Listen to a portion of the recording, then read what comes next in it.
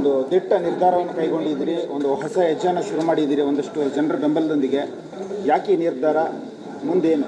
ರಾಜ್ಯದ ಜನ ಕಂಗಾಲಾಗಿದ್ದಾರೆ. ಸರ್ಕಾರಗಳು ಕೆಲಸ ಮಾಡ್ತಾ ಇಲ್ಲ. ನಾನು ನೀನು ನೀನು ನಾನು ಅನ್ನುವಂಥ ಹೋರಾಟ. ಬೆಳಗಾಮಲ್ಲಿ ಕೂತ್ಕೊಂಡು ಸೆಷನ್ ಮಾಡ್ರೆ ಅಂದರೆ ಅಲ್ಲಿ ಪಾರ್ಟಿಗಳು ನಡೀತಾ ಇದ್ದಾವೆ, ಡಿನ್ನರ್ ಪಾರ್ಟಿಗಳು. ಮಾಡಲಿ, ಊಟ ಮಾಡಬೇಕು, ಸೇರ್ ಮಾಡಿದ್ರೆ. ಆದರೆ ನೀವು ಅಲ್ಲಿ ಚರ್ಚೆ ಮಾಡಿದ್ದೇನು ವಿಧಾನಸೌಧದಲ್ಲಿ? ಇದು ಹೀಗೆ ಹೋದರೆ ಕರ್ನಾಟಕ ಎರಡು ಭಾಗ ಹೋಗುತ್ತೆ. ಉತ್ತರ ಕರ್ನಾಟಕ, ಹೈದರಾಬಾದ್ ಕರ್ನಾಟಕ ನಮಗೆ ಬೇಕಾಗಿಲ್ಲ, ನಾವು ಬೇರೆ ಆಗ್ತೀವಿ ಅಂತ ಕೂಗು ಶುರುವಾಗಿದೆ. ಅದು ಆಗಬಾರ್ದು.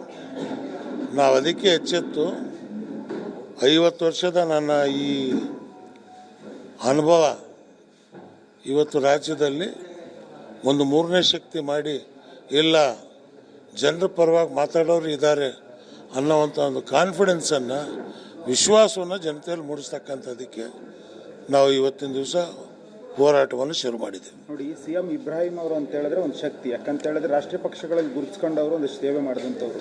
ಸೊ ಎಲ್ಲ ಒಂದು ಕಡೆ ಅವರನ್ನು ಸರಿಯಾಗಿ ಪಕ್ಷಗಳು ಬಳಸ್ಕೊಳ್ಳಿಲ್ವಾ ಎನ್ನುವಂಥದ್ದಿದೆ. ಪಕ್ಷಗಳು ಬಳಸ್ಕೊಂಡಿದ್ದಲ್ಲ, ಎಷ್ಟು ಬೇಕೋ ಅಷ್ಟು ಬಳಸ್ಕೊಂಡ್ರು. ಬಳಸ್ಕೊಂಡ ಮೇಲೆ ಮಾಡಬೇಕಾದ್ ಮಾಡಲಿಲ್ಲ. ಉದಾಹರಣೆಗೆ ಈಗ 4% ರಿಸರ್ವೇಷನ್ ಇತ್ತು ಮುಸ್ಲಿಮ್ಸಿಗೆ, ಏನಾಯಿತು? ಯಡಿಯೂರಪ್ಪ ಟಿಪ್ಪು ಜಯಂತಿ ಮಾಡಿದಾದ್ರೆ ಸಿದ್ದರಾಮಯ್ಯ ಮಾಡೋಕ್ಕೆ ತಯಾರಾಗಿಲ್ಲ. ದಲಿತರ fund SCPT DPT SC SP 30,000 ಕೋಟಿ ರೂಪಾಯಿ, ಅದು ಅವ್ರಿಗೆ ಮಾತ್ರ ಖರ್ಚಾಗಬೇಕು ಅಂತಿದೆ. ಆದರೆ ಇವತ್ತು ಆ ದುಡ್ಡು ಏನಾಗಿದೆ? ಕರೆಕ್ಟಾಗಿ ಇವತ್ತು 30,000 ಕೋಟಿ ರೂಪಾಯಿ 10 ವರ್ಷ ದಲಿತರ ಮೇಲೆ ನೀವು ಖರ್ಚು ಮಾಡಿದರೆ, ಮನೆ ಇಲ್ದಿರೋ, ಕೆಲಸ ಇಲ್ದಿರೋ ಒಬ್ಬ ದಲಿತ ಕರ್ನಾಟಕದಲ್ಲಿ ಸಿಗಲ್ಲ. ಇವತ್ತು ರೈತರದ್ದು ಗೊಬ್ಬರ ಇದ್ದರೆ ಬೆಳೆ ಬಂದರೆ ರೇಟ್ ಇಲ್ಲ. ಇವತ್ತು ಕೊಬ್ಬರಿಗೆ ಏನಾಗಿದೆ ರೇಟು, ತೊಗರಿಗೆ ಏನು ರೇಟ್ ಆಗಿದೆ, ಇದ್ರ ಬಗ್ಗೆ ಯಾರು ಚಿಂತೆ ಮಾಡ್ತಾ ಇಲ್ಲ.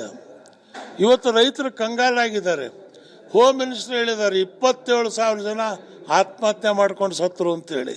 ಯಾಕೆ ಸತ್ತರು? ಕಾರಣ ಏನು? ಕೆಲವರು ಅನ್ನ ಇಲ್ಲದೆ ಸಾಯ್ತಿದ್ದಾರೆ, ಕೆಲವು ರೈತರು ಸಾಲಬಾಧೆಯಿಂದ ಸಾಯ್ತಿದ್ದಾರೆ, ಕೆಲವು ರೈತರು ಬೆಳೆ ಬೆಳೆದಿದ್ದೀವಿ ಅದಕ್ಕೆ ರೇಟ್ ಇಲ್ಲ ಅಂತ ಸಾಯ್ತದವು. ಇವತ್ತು ಕಬ್ಬಿನ ಬೆಳೆ ಒಂದು ಕಡೆ 3,300 ಅಂತೀರಿ, ಇನ್ನೊಂದು ಕಡೆ 2,800 ಅಂತೀರಿ. ರಿಕವರಿ ಎಷ್ಟಿದೆ, ತೂಕ ಎಷ್ಟಿದೆ, ಇದ್ರ ಪರಿಕಲ್ಪನೆ ಸರ್ಕಾರಕ್ಕಿಲ್ಲ.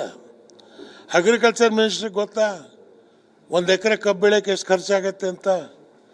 1 ಎಕರೆಗೆ ತೊಗರಿ ಬೆಳೆಯೋಕೆ ಎಷ್ಟು ಖರ್ಚಾಗತ್ತೆ ಅಂತ ಗೊತ್ತಿದೆಯಾ?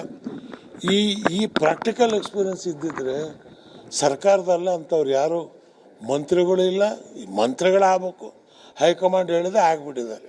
ನೋಡಿ,